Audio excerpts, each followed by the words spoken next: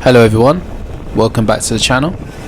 Before I begin, let me say thank you for everyone who has watched the Wales series. I really appreciate it. It was a lovely 2 days in this south of Wales, going through the Black Mountains. The missus absolutely loved it, and the footage was so good. When I showed the family members at home, one of them wanted to go, and we decided we were going to go. I did shoot a couple of videos, and that's what we've got in the background. Anyways, for this video, we're going to run through 10 questions that I get asked a lot from new riders. So, first one: how much does it actually cost to own a motorcycle? So this is after you've purchased a bike. After you've purchased it, how much does it cost to really keep it? Well, we'll start off with the biggest cost, the one that everybody's scared of, which is insurance. Insurance can cost from £1,000 to £2,500 per year for new riders on the provisional license, and this is for the 125cc. Alright, be aware, it can go way above. My first one was about £8,000. I did wait a couple days, tried again, and then I managed to find one for £2,000. For tax, it's around, well, actually it's lower than £30 a year. MOT, it's about £30 to £50 per year. That is your standard check to make sure that your vehicle is road legal. For fuel, depends on how much you ride it, but it can be as low as £30 to £60 per month if you're using it for commuting. The more you ride, the more petrol you use. Basic math. And for service, same situation as fuel. The more you ride, the more expensive it's going to be. Your consumables will come around £250 to £500, depending on the bike as well. Depending on the bike, the brand, and then also depending on, how much you ride. The CBT itself can be about £150 to £200, and it will last you for 2 years. As for the big bike holders, okay, those are the big bikes. It can be a lot cheaper if you're doing touring, if you're riding chilled or just commuting. If you have the NC750, you're probably spending about £2 on petrol for the month, and then that will do you for consumables as well, because that bike seems to just run forever. For anybody on a let's say an R6 or an R1 or a CB, any of the fast bikes, I don't know any of the fast bikes, you're on a Hayabusa, mate, your stuff is going to be stonking expensive. That's all I can say. I'm sorry, I don't know enough about spirited riding. I'm a very sensible lad. Anyways, next question: what bike should be my first bike? Okay, this depends. If you're on your CBT, your first bike generally should be a one that encourages you to ride more. Okay, that's all I can say. My first bike was a PCX 125 scooter. I used it for deliveries. So the question was, what was I going to use the bike for? What was my riding? If it's just commuting, it can be something boring. If it's something that you want to take on the weekends, probably something a little bit more fun. Something that's going to get you on the bike again and again and again. Alright, if you're doing it for deliveries, then probably get a scooter. The scooter that is the cheapest and will run the longest on cheap fuel. And you also want to compare the reliability of the bikes.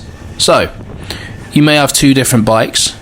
One of them is from Yamaha, one of them is from Honda. You probably might want to go with the Honda if you've got a little bit of a tight pocket. Alright, me, I'm a proper cheapskate. I want something that I know I'm just going to be able to turn it on and go. So that's Honda for me. Alright, although I've got a Suzuki now, but we will talk about we can move on from that. Okay, so we look at reliability. Alright, which one's definitely going to last you longer? It's your money. You spend £2,000 on a bike. I spent that when I was 19. I never seen £2,000 in one place in my life, and I just gave it to somebody for a motorcycle. So it better last me a long time. Alright, then you're gonna drop that bike, right? You do know that. You know? Alright, good. So make sure you buy a bike that you don't mind it's gonna probably drop. Okay, it's your first bike. What are you gonna do with that bike? Are you going off-roading? Don't get the most expensive one. Okay, don't do it. Just don't. And then last but not least, remember you will have a certain skill level.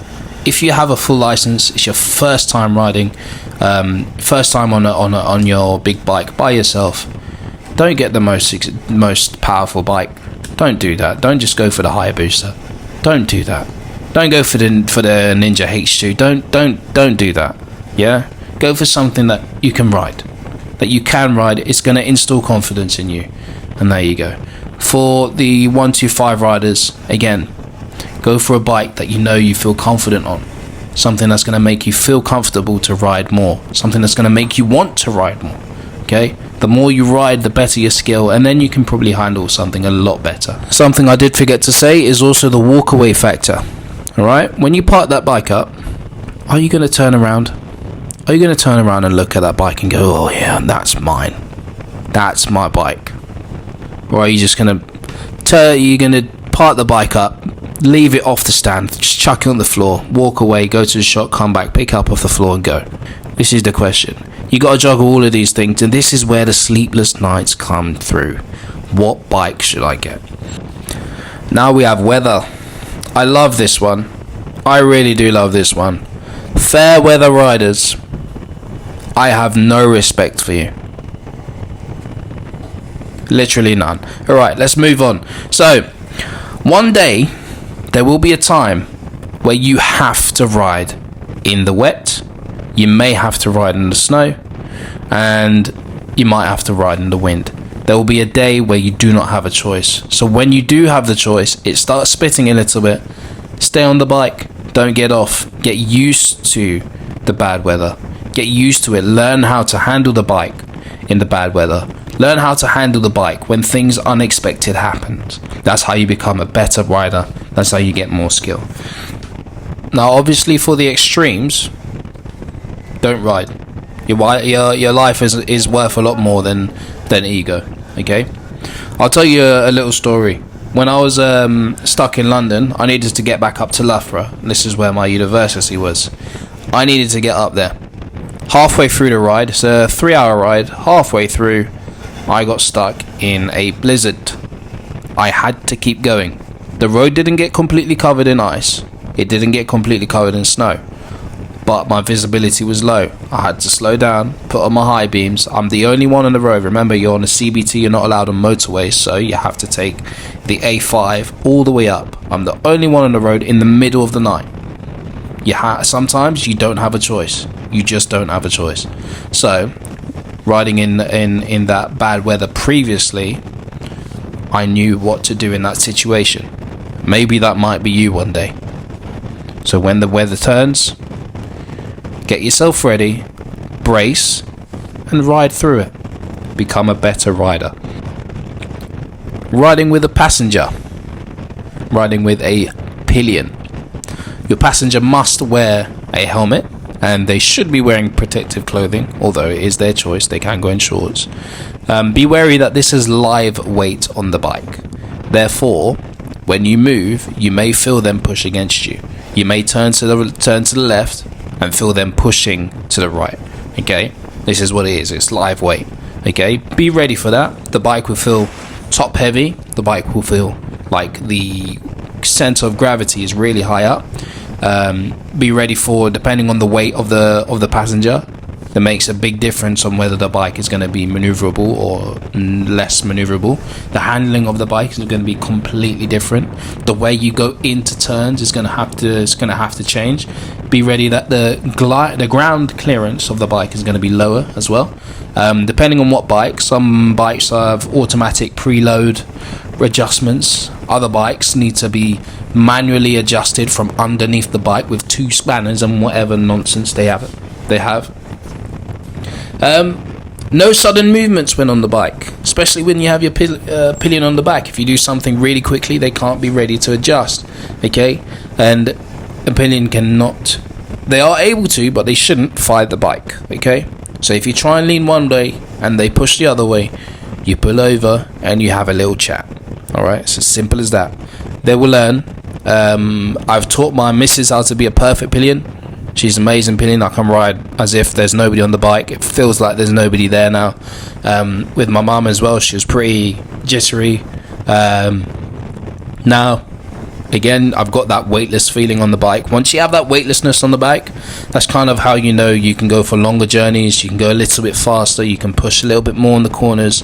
And also always check, are they okay? Sometimes they might not say anything and they could be absolutely pissing themselves on the bike. So make sure you check. Another question I regularly get is, what happens when you get cold? Well, a couple of things. Firstly, allow yourself to get cold, because when you become cold, you can become extremely rigid and tense on the handlebars. That's really bad for your steering and control of the bike, so you just allow yourself to get cold, stay loose. If it becomes too cold, then what you can do is take a break, have a hot drink, and then get back on the bike. At the end of the day, things like heated grips, a heated jacket, they can help. They are very, they're comfort items. But if you do not have that, what do? Well, take a break and try your best to stay as loose as you can on the grips, because you staying stiff, again, you lose control of that bike. So I get this question, how do you stay safe around other cars? Now, I get this question from riders who have been on the bike and have experienced the absolute manic behaviour of cars that are, especially in London. I will say I've ridden quite a lot around the UK, and I'll say London, Birmingham, Nottingham, all of the cities, you have terrible drivers, man. You have horrible drivers. I'll say England. Once you go to Wales, then you come back to England, and then you realise we have terrible drivers. All right. So what do you do with them? Well, firstly, make sure you're visible. Your visibility is very important, but also making sure that other people can see you is important. Wearing brighter clothes, reflective clothing makes a massive difference. I used to wear a white helmet and a reflective jacket. That was the absolute behave yourself mate clothing, because people keep thinking you're a police officer. Visibility, yeah. And then also preparation, awareness. After a certain time on the bike, you start reading drivers. You can tell which one will pull out in front of you before they do that. You can tell exactly what they're doing before they make that stupid decision that would end up with you in the hospital, but you have read it early. Making sure that you read other drivers and look around you, look behind you, make sure you have perfect observations behind you. Mirror signal, that is very important. If you need to, use a hand signal. I have had to do that many times, and it makes a difference. Use a hand signal if you need to. Drivers nowadays, they are more in their phones than anything else. It's shocking the amount of drivers that I see on TikTok literally swiping away as if they couldn't give less of a toss. It's scary almost. It's really scary. But once you learn how to identify a driver on their phone from a mile away, literally, no, well, not a mile away, I can't see that far, but from well over 500 meters away, let's say that 500 meters away, you can see a driver is on their phone. Why? By their manner of driving. It's very obvious. They are swerving all over the road. They always are. Okay? If a driver's in traffic, they are definitely on their phone. Nobody sits in traffic these days. They are always swiping on something. Maybe they got a booty call or something like that. I don't know. Who knows? Sorry, it's a bit of a rant. So, another question I get is, what's it like on the motorway? The first time you go on a motorway, oh my god. Hitting that 70 mile an hour on your bike, and then allegedly above. Oh, wow. It's not scary, no. Not scary, I wouldn't say. It can be overstimulating for a pillion. Something that I had to deal with my passenger. Very overstimulating. But other than that, as long as you got your earplugs in, it's bearable. But after you have your first time on the motorway, it becomes boring. When you have to do a 3-hour long stretch on the motorway, 4 hours, you just can't wait for it to be over. It's boring. So yeah, I'll say that's my answer. It's boring because that first 5 minutes after that, you're done. So, gear. What gear should I get? Listen, we can go on for a long time about gear. Listen, honestly, I'm gonna be direct with you. The gear you should get is the gear that protects you. That's it. That's all it needs to do. You have people buying helmets that are over $1,000. And I just don't understand. I don't understand unless like after you smash your head, it Bluetooths your memory into a save disk or some nonsense. I don't understand. I don't get it. The helmet is supposed to protect you. All right, that's it. That's all it's supposed to do. It has one job: keep you alive. Doesn't have to be flashy. Doesn't have to be beautiful. All right. And then as for boots, make sure you wear something leather. Crush protection is very important, as I hear. I haven't had a horrible accident without where I've experienced breakages in the tibia and fibia and so on. Low speed accidents tend to end up with those type of injuries on the foot, on the leg, and then higher speed injuries end up happening on the torso.